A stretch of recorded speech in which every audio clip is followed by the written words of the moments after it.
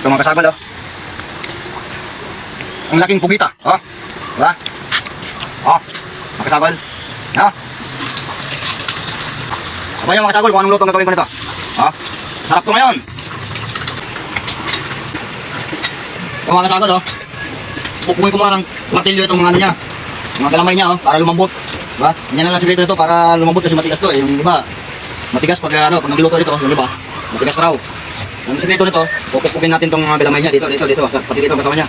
Para pag iluto mo na malambot. Ayan na. Ayan na.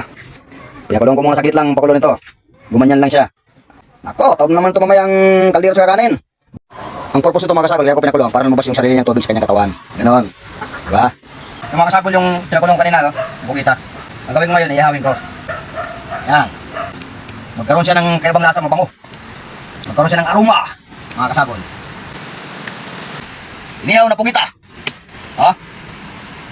Habang inihaw natin mga kasagol yung pugita. Pag-iwan muna ako ng labas.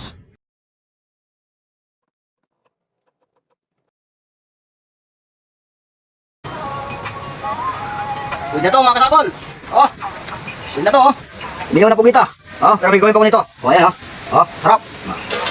Ayan, oh. Mabango na, oh. Babango.